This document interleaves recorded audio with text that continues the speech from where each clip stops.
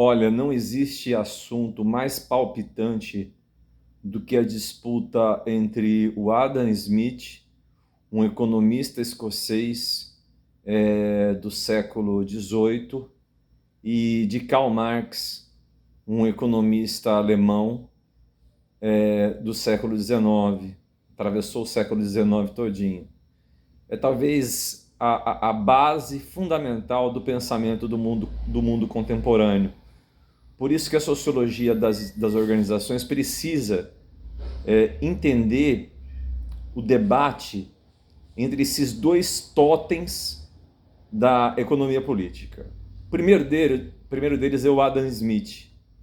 O Adam Smith, ele supera uma discussão que foi dada alguns séculos antes, dizendo que somente a agricultura era capaz de produzir coisas úteis.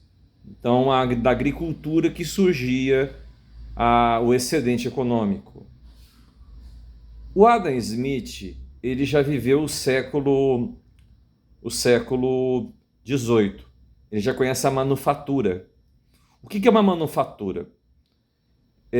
Algumas indústrias hoje ainda não superaram a manufatura. Por exemplo, a fábrica de automóvel.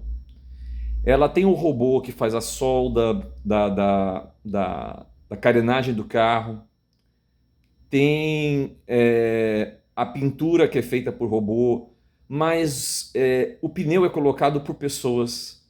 Há uma divisão de tarefas muito típica. Quem fez uma ironia sobre isso foi um cineasta chamado Charles Chaplin, num filme chamado Tempos Modernos, que ele fica meio que com tique de tanto movimento repetitivo que ele faz, que é a base do que se chamou de Fordismo, Taylorismo, né? Que foi aonde não conseguiu colocar máquina, o ser humano começou a ter movimentos ergonômicos. Então, você pega um cara como o pai da administração de empresa, que é o Frederick Taylor, Princípios de Gerência Científica, escrito aí no começo do século XX, ele vai estudar basicamente cronômetro e como você potencializa o movimento do braço e da perna para fazer o menor esforço e produzir mais.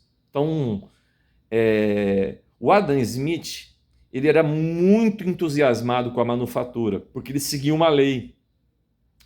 Ele dizia que a manufatura, ele não estava errado, gerava emprego. E gerando emprego, gerava crescimento econômico. Mas naquele momento da história, século XVIII, já estava começando a cair as bases do colonialismo ou do mercantilismo, né? Então, as colônias não podiam ter manufatura. O Brasil era proibido por Portugal de ter escola, manufatura. Quanto mais atrasado para Portugal o Brasil fosse, entre os anos aí de 1700, 1777, melhor era, porque a dependência do Brasil em relação a Portugal era grande, era uma política econômica. E a manufatura estava começando a se expandir na Europa. A manufatura é o embrião das empresas. Então, o que uma manufatura fazia? Você tem uma manufatura que fazia carruagem. Então, um ficava responsável por fazer o corte da madeira, o outro ficava responsável por polir a madeira, e assim por diante, até você concluir uma carruagem. O Marx, que eu sou apaixonado, ele tem um livro chamado O Capital. Então eu vou falar basicamente do capítulo 11 de O Capital, que eu quero que vocês leiam. Chama o artesanato. O que é o artesanato? O artesanato é um ofício como sapateiro, luthier. Luthier é um cara que faz violão, até hoje existe. Um músico profissional, um músico de orquestra sinfônica não compra violão massificado. Ele manda fazer como se fosse um terno. Tem luthier até hoje. E é uma arte passada de pai para filho, porque um luthier é um conhecimento artesanal. E isso, num determinado momento, é ruim para o capitalismo. Por quê? Porque o conhecimento artesanal é como o Almir Sater tentar tocar viola, falar, Luciano, vou ensinar viola para você. Ah, cara, não dá, não tem condições. O Almir Sater, para eu chegar naquele nível que ele toca viola, é uma coisa assim, é um talento dele, é uma coisa. E o capital dependia de muitos trabalhadores de manufatura. Então o Smith, ele não chegou de ver a Revolução Industrial, ele morre antes do final do século XVIII, que é justamente o século da Revolução Francesa, 1789, o século da independência dos Estados Unidos, né? Na segunda metade do século XIX, do fim começando as monarquias começaram a cair para dar ideia aos regimes republicanos, algumas rebeliões coloniais. Então o mundo viveu uma grande transformação. Com a Revolução Industrial a coisa foi avassaladora.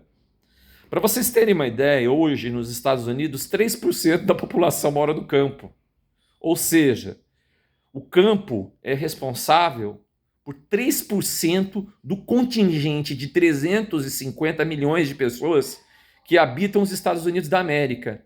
E os Estados Unidos da América produzem alimento para eles e ainda importam, né, para fazer equilíbrio de preço de mercado, né? Então, no caso, laranja, né? Eles plantam laranja na Flórida, de repente tem um problema, uma intempérie na Flórida e compram a laranja brasileira. Então a laranja brasileira, ela depende de geada, de acontecimentos na Flórida que podem gerar estrago na safra.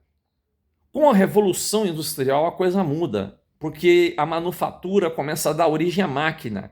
Então a primeira indústria a usar uma divisão de tarefas, não entre homens, uma divisão de tarefa mas entre máquinas, é a indústria têxtil.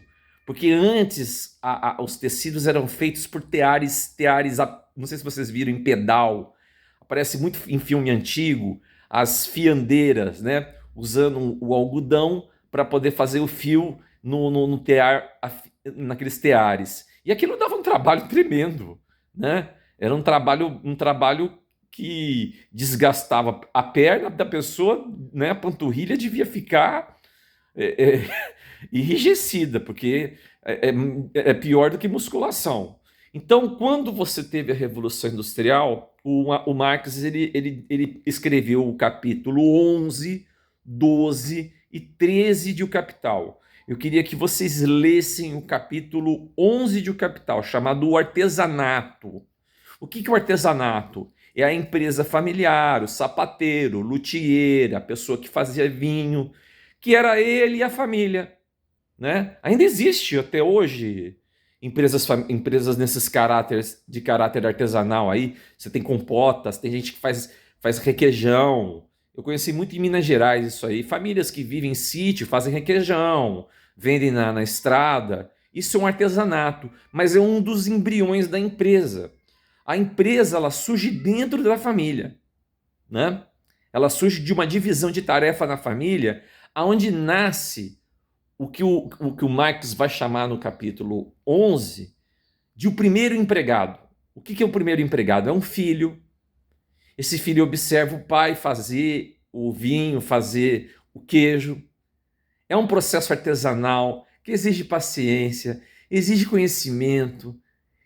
Por isso que o produto não é produzido em massa, ele não é produzido em série, ele é produzido em pequenas quantidades. O que trava o capitalismo, o que deixa o capitalismo um sistema dependente, por exemplo, de escravismo, colônia. Marx chama isso de acumulação primitiva. Então, mais para frente, eu vou explicar isso para vocês. Muito obrigado.